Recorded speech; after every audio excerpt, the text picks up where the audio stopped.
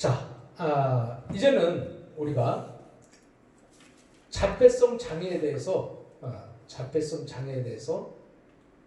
표 2-6 자폐성 장애의 등급별 기준, 이 기준이 이제 장애 정도를 기준에 놓은 것인데, 자, 여기에서 장애 정도를 나타내는 거, 그 다음에 장애 상태를 나타내는 거, 여기에서 장애 정도는 장애 정도가 심한 장애이냐, 밑으로 갈수록 이렇게, 그 다음에 여기는 장애 상태를 구분해 놓은 겁니다. 여기는 1번, 여기 2번, 3번 이렇게 구분을 해놨습니다. 자, 그러면 첫 번째 ICD-10, ICD-10은 이제 그 진단 하는 이름이에요. 그래서 ICD-10의 진단 기준에 의한 전반성 발달 장애, 전반성 전체적인 이제 전체적인 거죠. 전반성 발달 장애. 그래서 그 앞부분에 발달 장애예요. 그래서 자폐증으로 정상 발달의 단계가 나타나지 않았다. 전반성 초반기에. 그래서 이 발달 장애 단계가 나타나지 아니하고 지능 지수가, 이 지능 지수하면 IQ예요. 이 IQ가 70 이하다. 그러니까 70 밑으로. 그래서 우리가 이 지능 지수 70이 우리가 이하면 우리가 장애고, 70 이상일 때는 비장애다 이렇게 나타내는데, 그러면 70에서 80 그 사이를 우리가 경계선이다 이렇게 보는 거예요. 그래서 경계선, 저 사람은 경계선이다 했을 때는 어디예요? 70에서 80 이렇게 사이를 우리가 경계선이라고 하고, 70 밑에는 장애인에 속하고, 그래서 최소한 80 이상이 돼야 뭐 정상이다 이렇게 볼 수 있어요. 그리고 70에서 80은 우리가 경계선에 있는 사람이다 이렇게 생각해 볼 수 있는 거죠.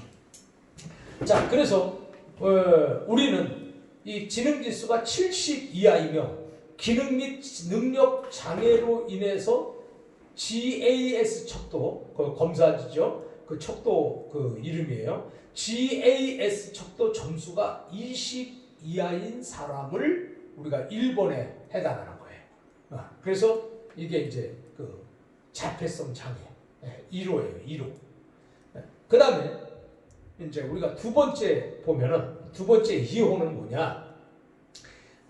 ICD-10의 진단 기준에 의한 전반성 발달 장애, 그러니까 초반이죠. 초반에 그 발달 장애, 그 자폐증으로 정상 발달의 단계가 나타나지 아니했다.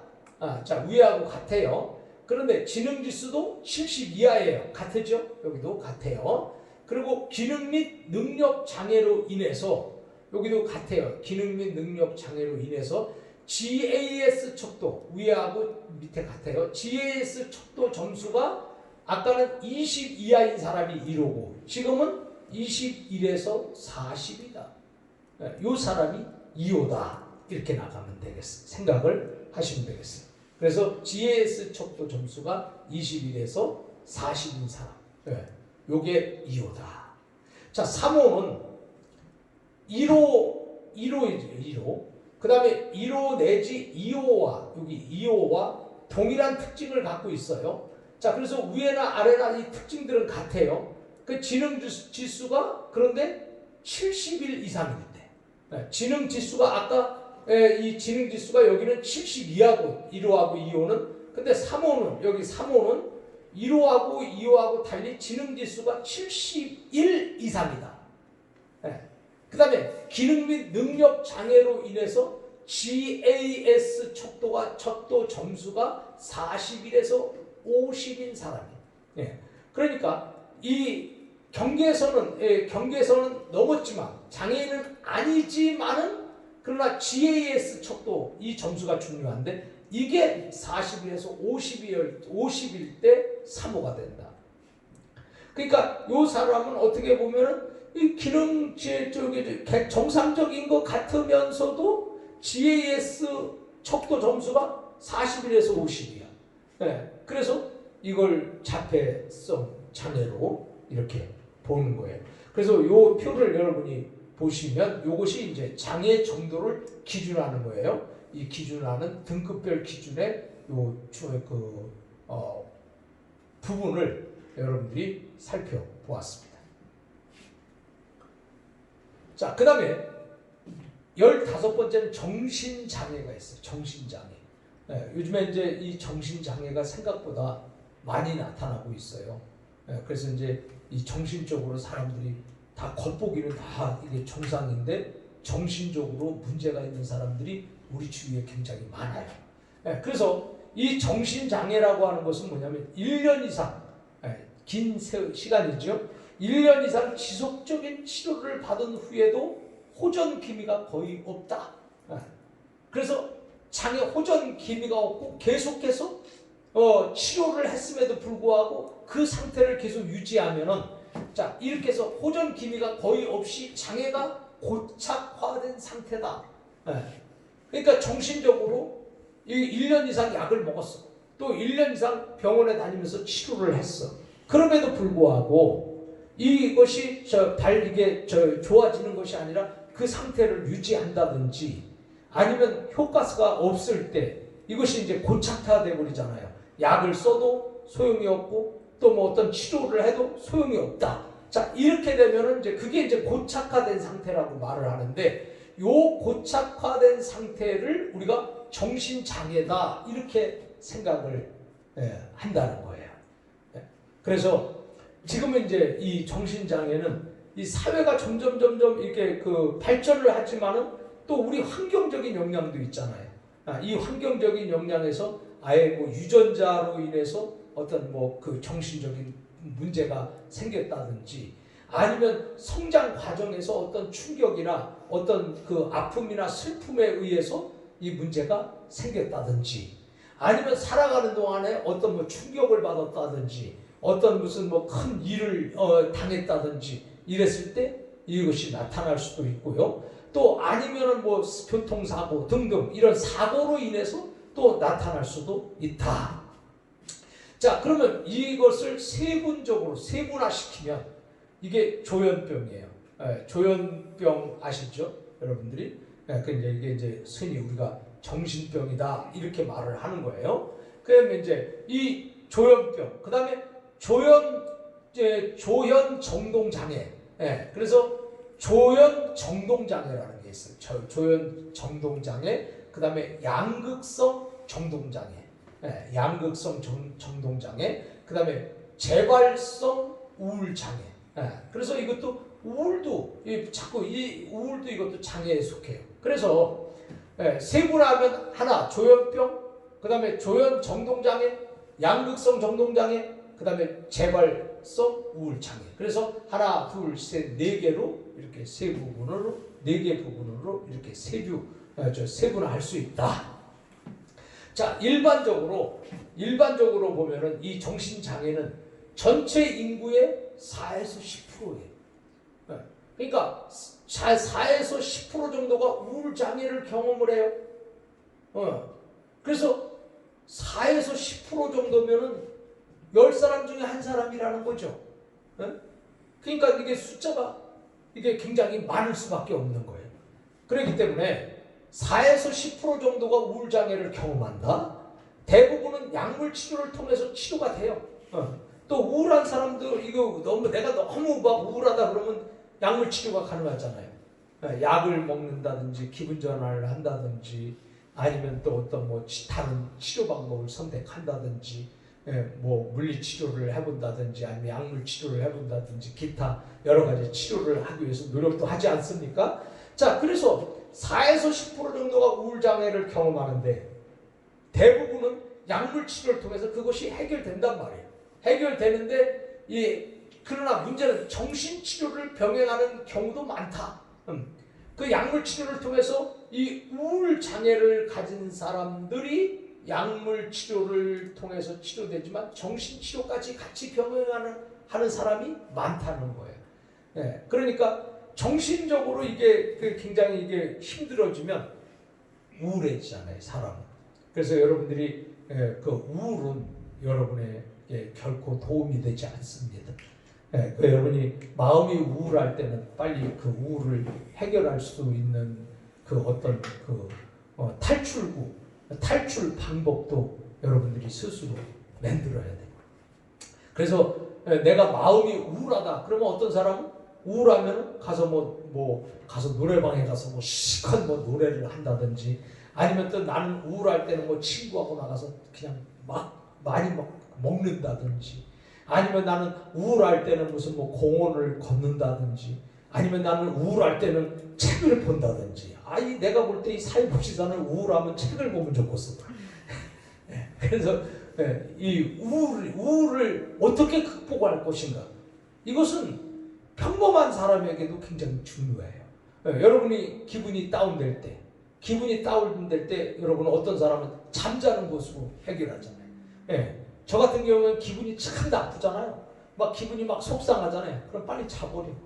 자고 그냥 낮잠이고 뭐고 빨리 한번 일단 자고 일어났다 그러면 끝나는 거야.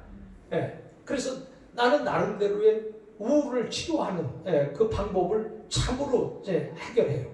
근데 여러분들도 뭔가 한 가지 내가 정신이 다운될 때 해결할 수 있는 그 무엇인가, 그 스킬, 기술, 그게 하나씩 있어야 돼요. 다 있습니까? 없으면 이제 심각해지는 거야.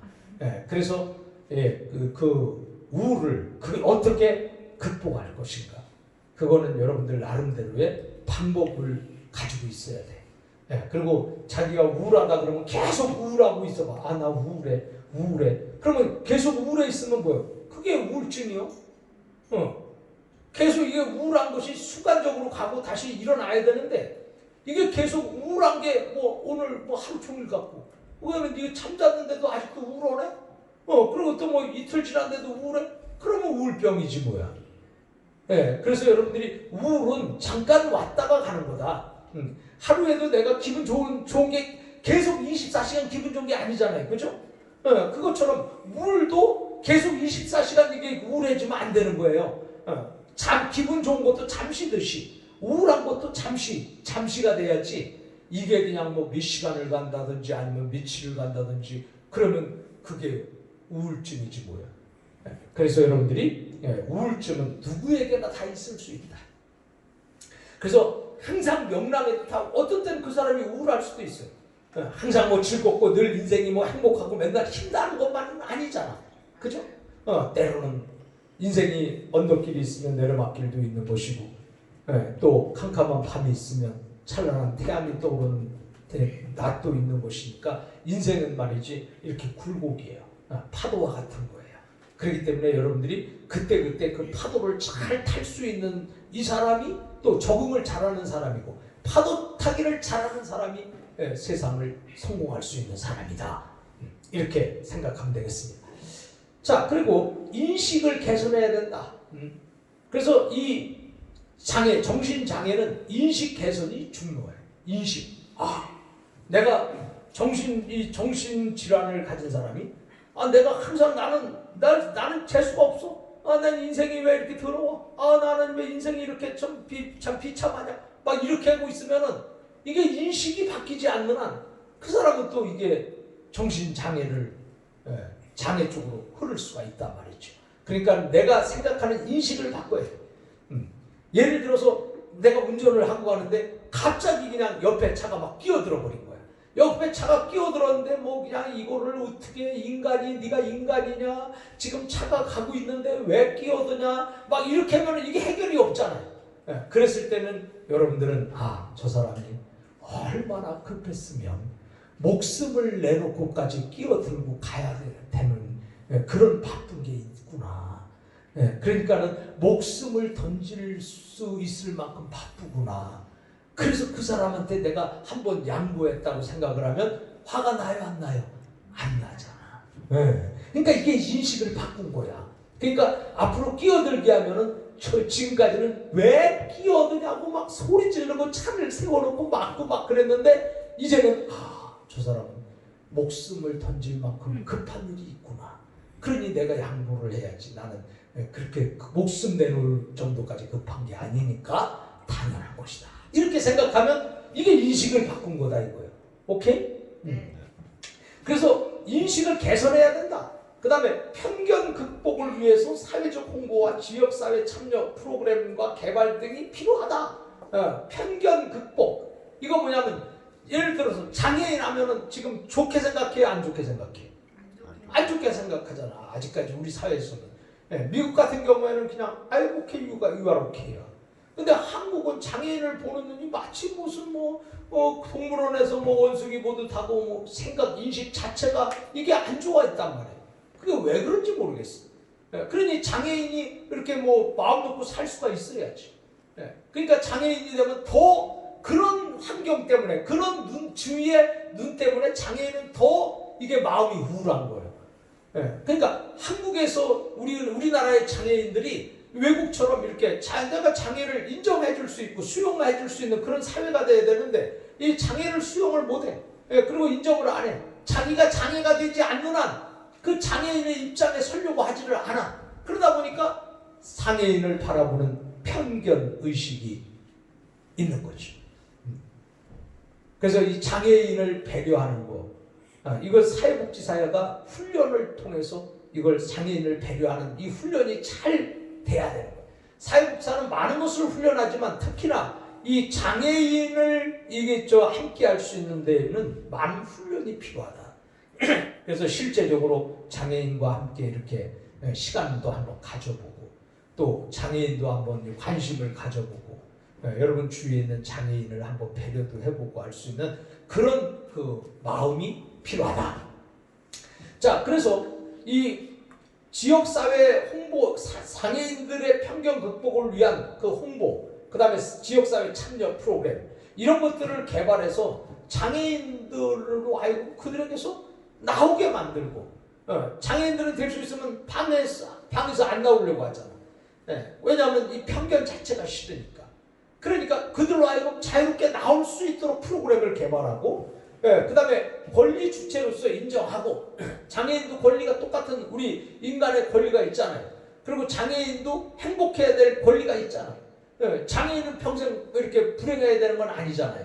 그러니까 그런 권리 주체로서 인정하고 이에 필요한 사회적 시스템과 지지체계가 마련돼야 된다. 그래서 장애인들은 이렇게 사회적 시스템, 이런 시스템이 만들어져야 되는데 우리나라가 아직까지 이런 점에서 부족하다는 거. 그래서 사회복지사는 이런 점에서 부족하기 때문에 더 나라가 부족하기 때문에 사회복지사가 더 관심을 가져야 된다는 거예요. 이런 시스템이 좀 완벽하지 못하기 때문에 이것을 보충을 하기 위해서는 사회복지사의 마인드가 이게 더 중요한 거죠. 그래서 여러분의 마인드를 자꾸 바꿔야 됩니다. 사회복지라고 하는 것은 원래 그 사회복지의 대상이 소수여야 돼요. 소수. 그래서 사회복지의 그 대상이 소수다. 소수 아시죠? 소수. 그래서 이 대상이 소수여야 돼. 소수. 그래서 우리는 이 소수기 때문에 그들이 혜택을 받는 거예요. 만약에 보세요. 비장애인이 많아요? 아니면 장애인이 많아? 비장애인이 많잖아. 그래서 많은 사람이 아니고 장애인이 적잖아. 적기 때문에 소수야. 소수기 때문에 그들은 사회복지의 대상이야. 예를 들어서 두 부모가 많아요? 한 부모가 많아요? 두 부모가 많지. 그러니까 두 부모 가정이 많아요? 한 부모 가정이 많아요? 두 부모 가정이 많잖아. 근데 한 부모 가정이 적잖아. 그래서 소수잖아. 그렇기 때문에 한 부모 가정은 당연히 복지의 대상자인 거예요. 그래서 이 복지의 대상자는 항상 소수다. 소수. 그래서 소수기 때문에 그들에게 그 권리가 침해당하게 되는 것이고 소수기 때문에 그들이 불리하니까 그들에 대해서 복지를 대상자로 삼고 그들을 복지한다는 거예요. 그들의 행복을 찾아준다는 이런 의미에서 사회복지가 필요한 것이다. 그래서 사회복지에서 대상이 참 중요한데 이 대상은 뭐냐면은 소수여야 되는 거예요. 그 다음에 누구에게지? 이 대상은 곧 누구에게? 누구에게냐? 누구에게? 누구에게? 누구에게? 이게 대상인 거야. 그래서 이 대상은 바로 소수지. 그 다음에 무엇을, 누구에게 무엇을 뭘 줄 거냐. 네. 그래서 이거는 뭐 돈을 줄 거냐, 아니면 물건을 줄 거냐, 물건을 줄 거냐, 아니면 뭐 돈을 줄 거냐, 쌀을 줄 거냐, 아니면 돈을 줄 거냐, 옷을 줄 거냐. 그래서 무엇을, 이것을 제공해야 되는 거예요. 이게 무엇을, 필요한 거죠, 필요한 거. 자, 그래서 그들에게 필요한 거를 줘야지. 예를 들어서 돈이 필요한 사람에게 옷을 갖다 줬어. 그러면 그들이 만족해요? 아니잖아. 근데 우리는 지금 당장 먹을 쌀이 없는데 돈을 줬어. 그러면 물론 사면 되지. 그러나 지금 당장 쌀이 없으면 쌀을 주면 더 좋잖아. 그래서 누구에게, 여기 누구에게 무엇을, 무엇이 필요, 욕구죠. 이게 이제 욕구야, 욕구. 자, 그 다음에 세 번째는 얼만큼이 중요해요. 얼만큼 줄 거냐. 그래서 얼만큼이 뭐야?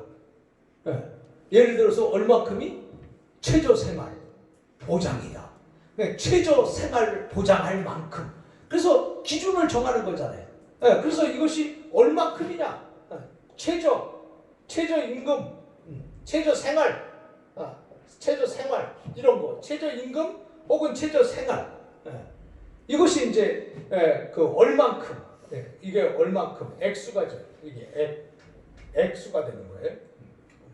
금액, 액수, 금액이죠. 금액. 얼만큼. 그 다음에 네 번째는 어떻게 줄 거냐. 어떻게 줄 거냐. 이게 방법이잖아요. 이것을 기간에 매월 줄 건지, 아니면 무슨 어떤 분기별로 줄 건지, 아니면 무슨 전반기 후반기로 나눠줄 건지, 아니면 이게 그러니까 그런 것들이 방법이야. 이게 어떻게, 이것은 방법이잖아. 방법. 자, 이런 것들이 이제 사회복지에 가장 중요하게 생각해 봐야 될 문제다.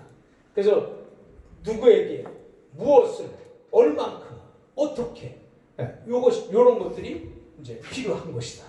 자, 이렇게 해서 우리가 정신장애를 한번 생각을 해봤어요. 그래서 이에 필요한 사회적 시스템과 지지 체계가 마련돼야 된다. 그래서 장애인들을 정신장애인들에게 그 필요한 프로그램, 그 다음에 권리 주체로서 인정하고 거기에 필요한 사회적 시스템과 지지 체계가 마련돼야 된다는 것이 우리가 중요한 사회복지의 역할이다. 이렇게 볼 수 있습니다.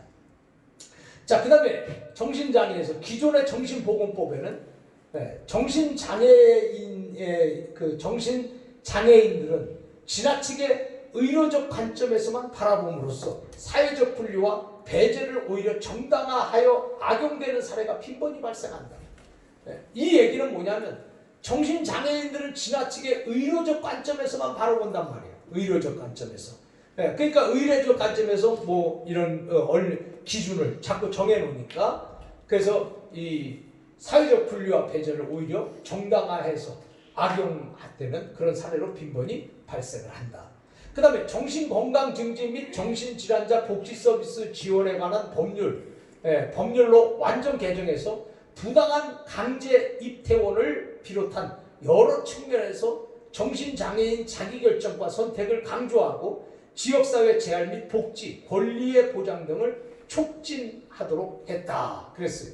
자, 이처럼 그 정신장애인들에게 그 입퇴원을 비롯한 여러 가지 측면에서 자기결정권, 그래서 자기결정권 선택을 강조하죠. 지금은. 그래서 지역사회 재활 및 복지에, 또 그 다음에 권리 보장 등에서 우리가 촉진하도록 했다는 것입니다. 그래서 지역 정신건강복지센터에 대해서 탐색해 보자고 했는데, 우리가 지역 정신건강복지센터에서는 우리 정신질환자에게 어떤 역할을 하는가, 그리고 그들을 어떻게 돕고 있는가, 이런 것들을 한번 생각해 볼 수 있는 시간을 개인적으로 가졌으면 고맙겠습니다.